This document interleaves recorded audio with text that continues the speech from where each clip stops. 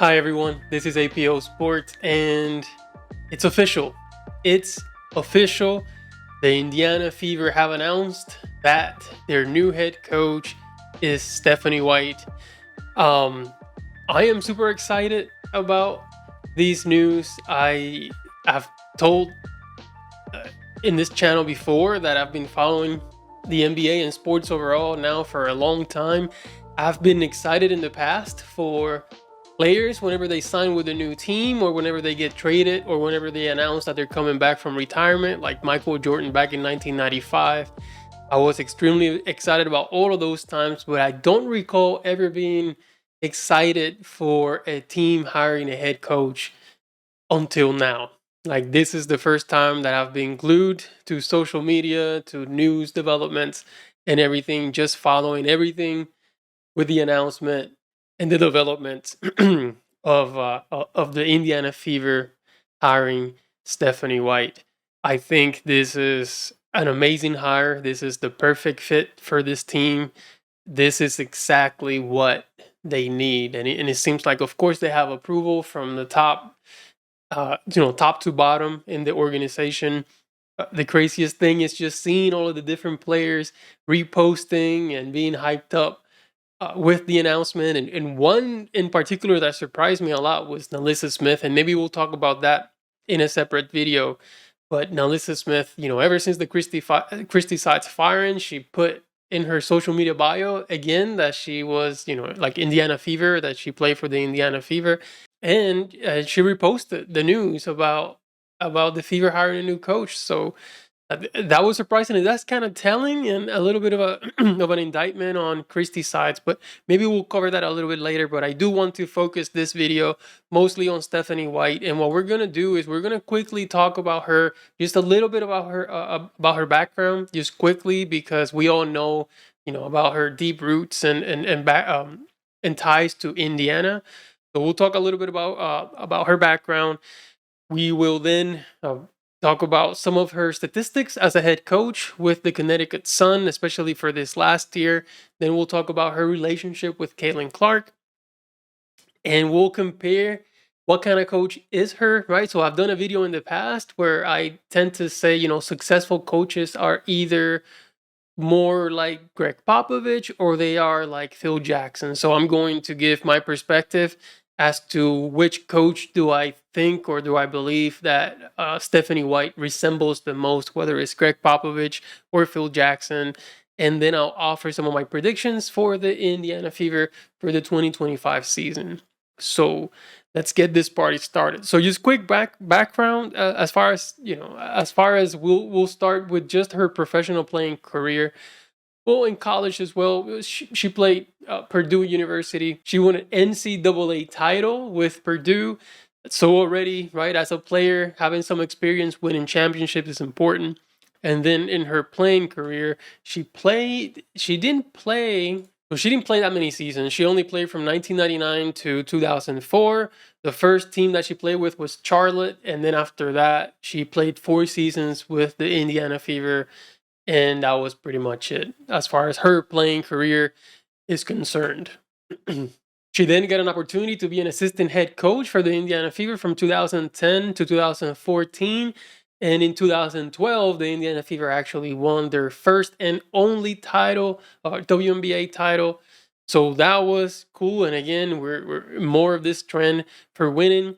In 2015, Lynn Dunn stepped down and they decided to name Stephanie White the head coach of the Indiana Fever at the time, and she took that team to the WNBA finals, which I thought was surprising because Tamika Catchin's career was kind of on the decline at that time. Not a lot of firepower in that team, and then in 2016, they went to the first round in the playoffs. But again, Tamika Catchins had her worst professional, professional year, and she retired right after that year. And it seemed like the Indiana Fever were headed to a rebuild, which they were. So I don't think that Stephanie White wanted to be a part of that rebuild at that time. So she decided to try her hand at college basketball. And then she did spend some time with Vanderbilt, I think from 2016 to 2021. not very successful college career, but again, college is just very different than playing pros or coaching in the pros, and we'll talk a little bit more about that when we get to comparing whether or not she's Gregg Popovich or Phil Jackson, because I think that matters in this context whenever we decide which type of coach she is. So then after that, she became the Connecticut Sun coach in 2023, replacing Kurt Miller. But one thing that people are missing here is that they see that the Connecticut Sun went to the WNBA finals in 2022, and then they lost in the second round, or they lost in the semifinals in 2023, and then of course they lost in the semifinals again in 2024. But one thing that people are forgetting is that the 2022 Connecticut Sun team was a beast. Now that team really had a ton of firepower. One of the players that they had in 2022 that they lost in 2023 was Jonquel Jones, who just recently won the WNBA Finals MVP. So they lost her, and they also lost Courtney Williams. I mean, just highlighting two high-profile players that were added. Can you imagine those two players being part of this Sun team in 2023 and 2024? A much, much different story. So without those two players, that Connecticut Sun team is kind of mediocre because there's really no offense to speak of, no real inside presence, and I think Stephanie White did a tremendous job. Where I think that the reason why she won the 2023 WNBA head coach of the year was because there were really no expectations of the Sun for the Connecticut Sun to do anything remotely to what they accomplished. But they did so because of Stephanie White. And then the same story again in 2024, who just continued to be a beast of a team, even though they really didn't have the resources as far as the players that they had on the team. So if we evaluate Stephanie White's coaching career, we have in 2016, in the last year of Tamika Catchings, that Indiana Fever team ended the season 17-17. So it was a 500 team, right? But really, that team, you ask anyone, that team overachieved. The prior year to that, when she initially took over for Lynn Dunn, so in 2015, that team was 20-14. So 6 games over 500, and she took that team all the way up to the WNBA finals, lost in the finals. And then in 2022, the Connecticut Sun were 27-13. So now we're talking about 14 games. So that team was 14 games over 500. So again, another winning record. And then with the 2024 Connecticut Sun, she was 28-12, 16 games above 500. She has never coached a team with a losing record in the WNBA and has made the playoffs, of course, consistently as well. So just an excellent resume. And I want to show something here. So I think this is cool to analyze. So this is the Indiana Fever, right? So the history of the Indiana Fever right here. In their record. So we see that in 2015 was the last year. I mean, this is since 2013, right? So since 2013, in 2015, and this is also very, very telling because Stephanie White took over Lynn Dunn from 2014 to 2015, and immediately went from a losing season to a winning season.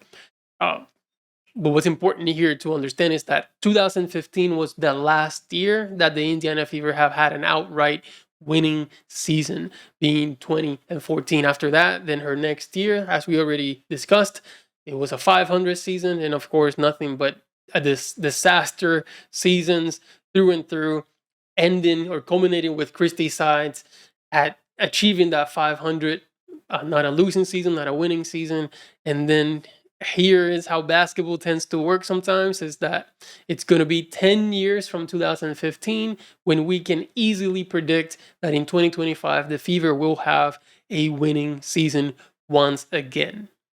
So now what I really want to do is talk a little bit about the consistency that Stephanie White brings uh, from the coaching perspective, from lineup building perspective, from trusting really what the best lineups are on the floor and going to them consistently, right? So she doesn't really make that many changes. And actually, we can talk about we can start here. So 2024 Connecticut Sun. Look at the consistency with the players that started all the 40 games, 40 started, 40 games, 39 started, 39 39, 39 38. Like you can see, and then 40 and 40.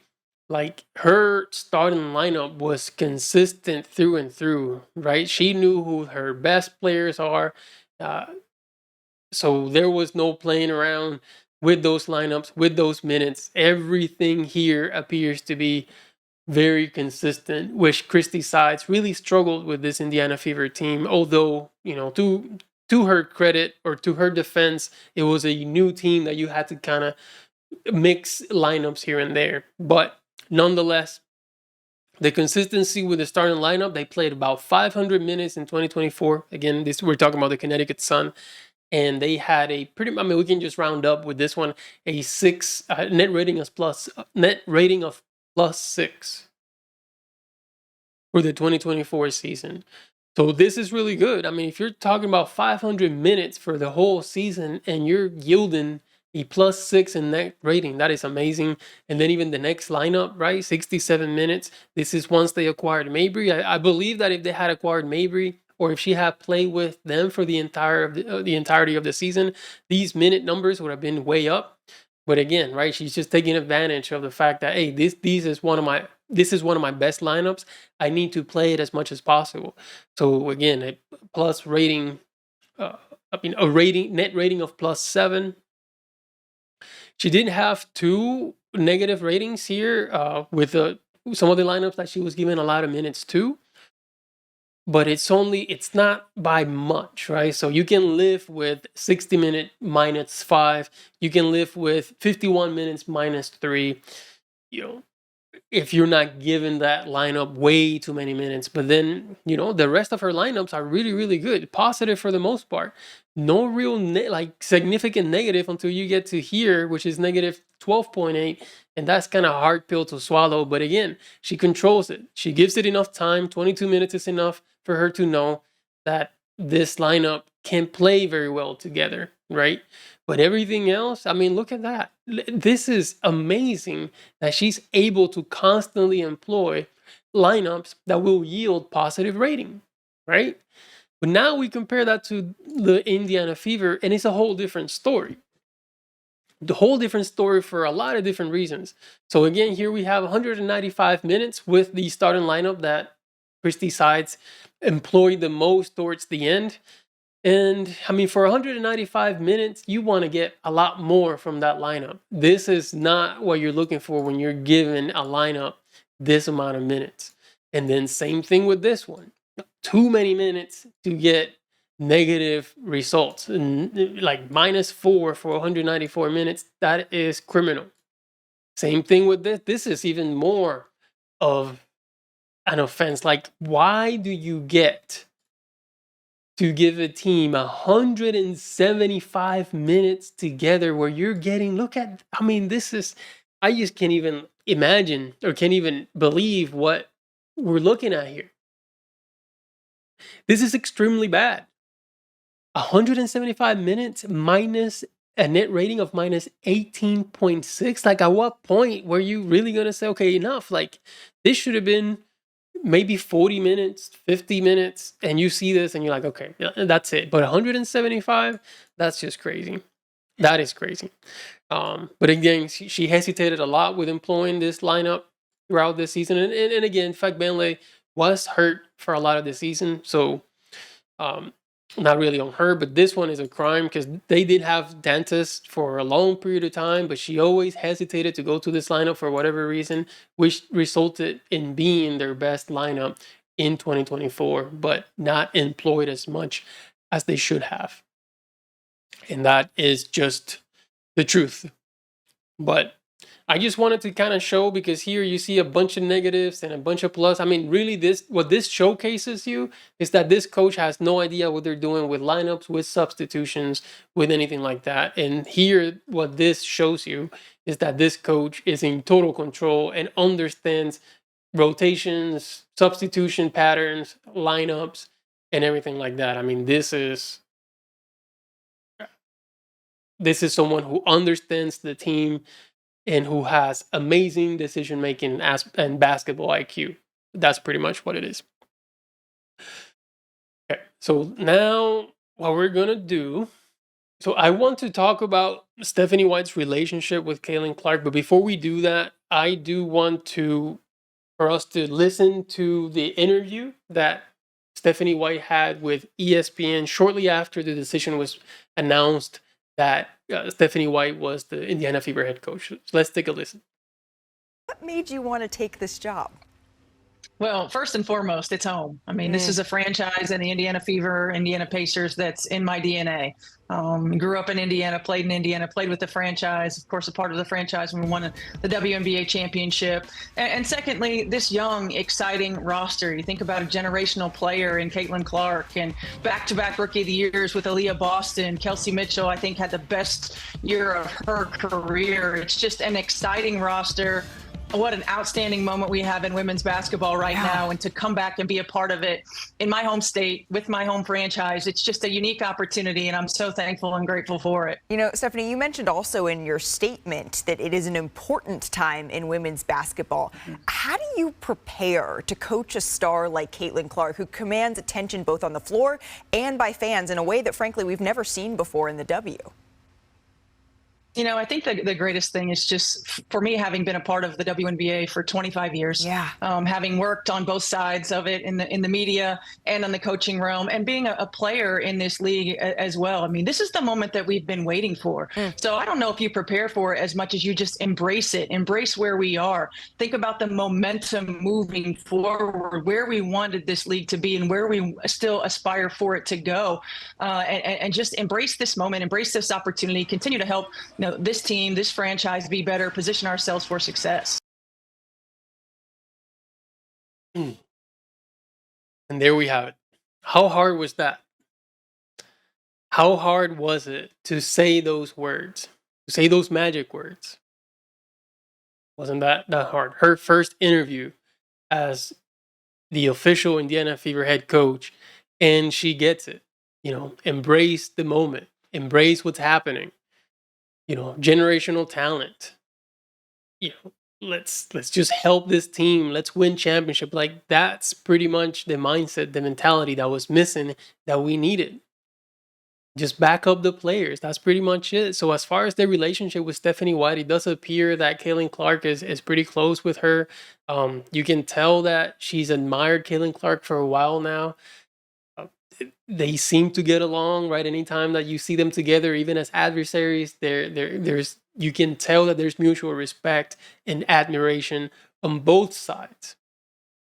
So I think again, like I said, it's the perfect fit for all the reasons, right? The fact that she's from Indiana and that she wants to be home is just icing on the cake, but it's just really is the perfect fit.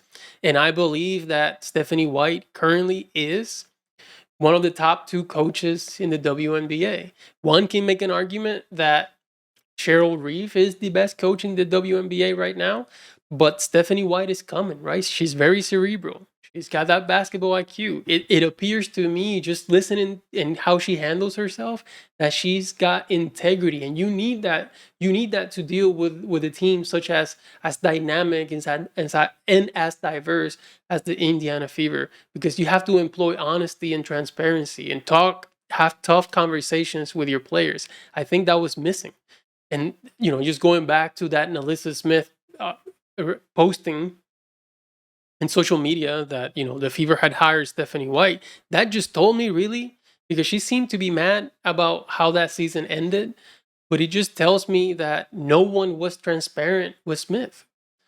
No one sat her down and said, hey, this is where I envision your role being, this is what's going to happen in this game. Just some honesty, some transparency. And I think she would have been, even if she didn't like it, she would have been like, hey, you know what, I got you. I got you. I appreciate you because Melissa Smith strikes me as someone that if you're honest with her, she'll understand. If you're honest and explain, hey, I need you to come off the bench, she'll be like, all right, I disagree. I don't know, I could be wrong. But she strikes me as someone, if you're honest and you tell her, you're going to be starting or you're going to be on the bench to start the game, she'll be okay. Of course, she'll probably disagree because she thinks she belongs in the starting lineup, but she'll appreciate the honesty that someone told her so that she's not lost going into the game, not thinking whether she's going to be in the lineup or not, in the rotation, to close games, whatever the case may be. Just someone needs to talk. So, and just Stephanie White strikes me as someone who's going to be able to do that, to have the tough conversations, to have some integrity, to have honesty, transparency, and everything like that, and to have some consistency also in the lineup, and a game plan that players can prepare for and understand and prepare for. When are they going to come on the floor? Where are they not going to be on the floor? Those are important things that you got to have if you're going to be a successful head coach. So this takes me to whether Stephanie White is a Gregg Popovich or a Phil Jackson. So I don't think that Stephanie White is good at coaching unpolished players, which is the reason why I think she was not very successful at Vanderbilt. Right? Someone with the Gregg Popovich, or similar to Gregg Popovich, or with that coaching skill set, I think he would have been successful at Vanderbilt. Right? I think maybe Becky Hammon would be successful at Vanderbilt. I don't know. But Stephanie White is Phil Jackson in the sense that she can coach egos. She can coach polished players, people, high performers, people that, they're coming, especially this team right here, this Indiana Fever team right here, where you have nothing but superstars, an excellent, talented roster. I mean, Stephanie White is going to do wonders with that type of team. But like I said about Phil Jackson in managing egos and high and super talented players like Shaq and like Kobe, Michael Jordan, Scottie Pippen, Dennis Rodman, those big personalities. Phil Jackson, because he was cerebral as well, integrity, knew how to talk to people, understood different players. I get the sense that Stephanie White is similar in that sense as Phil Jackson, which is also why I think she was not that successful during her time at Vanderbilt. A Gregg Popovich type coach is one that's going to do better with a team of not I'm not saying talented players, but players that maybe a lot of people have given up on, second round picks or undrafted players. Those are the players that Gregg Popovich is going to get you the most out of. He's going to develop those players. He's going to make them stars, right? But as long as everything is about Gregg Popovich, because in every San Antonio Spurs team, it's mostly about Gregg Popovich and the players take a back seat. And even a first overall pick like Tim Duncan, he took a back seat and he wasn't like the face of the franchise as much as Gregg Popovich was. I think that's going to be very different now with the Indiana Fever, in the same way that it was with Phil Jackson, where it's all about the players. Phil Jackson used to surround himself with other coaches that were smarter than him. We'll see now, Stephanie White, who she decides to hire as an assistant coach. And it's interesting that there was a post on Twitter. Kurt Miller was posting that he was in Indiana as well. So I would not be surprised if Stephanie White decides to hire Kurt Miller as an assistant coach, because she wants to surround herself with knowledgeable individuals, not coaches that she wants to develop necessarily, just coaches that can help give her different perspective because of prior experience and success in the league. If you look at Gregg Popovich coaching staff, he pretty much has a bunch of new coaches, new assistant coaches that he wants to grow, that he wants to develop so that they can go on and get their own a coaching gig. Phil Jackson, as far as his coaches, were all, like if you look at Tex Winter, who was a mastermind of basketball, he just surrounded himself. He had one or two newer coaches that he wanted to develop as well, because we do have some coaches from the Phil Jackson coaching tree. But he really wanted to surround himself with people that he considered to be smarter than he was. And I think we're going to see the same from Stephanie White, because at the end of the day, I don't think she believes that it's about her.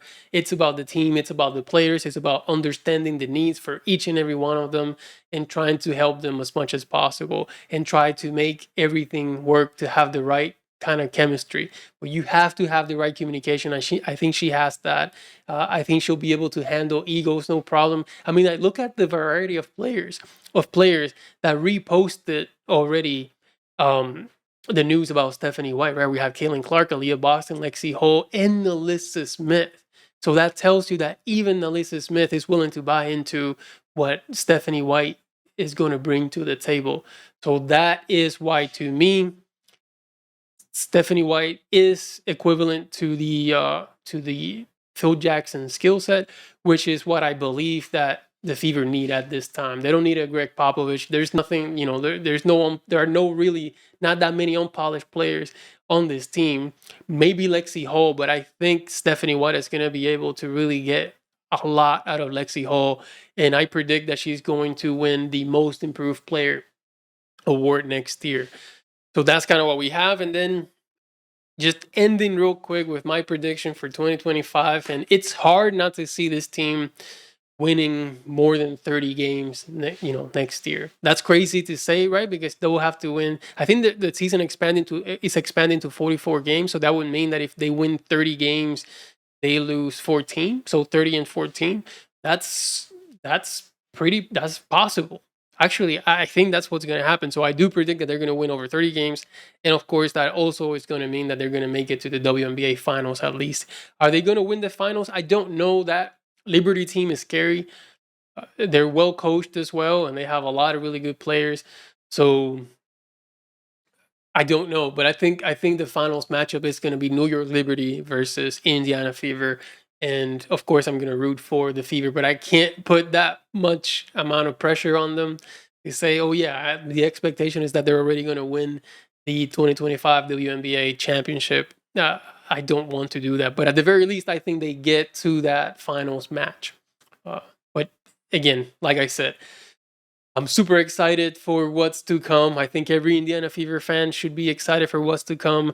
A lot of the criticism that I see on Stephanie White doesn't make any sense. So these are just really people who just don't know about basketball. People that are still defending or saying that Christy Sides deserved another year. They really have no idea about basketball. And I'm not talking about college basketball, but in the pros, like WNBA or NBA level type stuff. You just don't know what good coaching looks like, and it's okay, right? I mean, you're exposed. If this is your first time following the WNBA, you were only exposed to Christy Sides or trying to look at the game from Christy Sides' perspective, then you're not going to know any better. And I don't blame you. It is what it is. But, I mean, you have to have some self-awareness and understand that you do not know basketball at all whatsoever. So I've played basketball.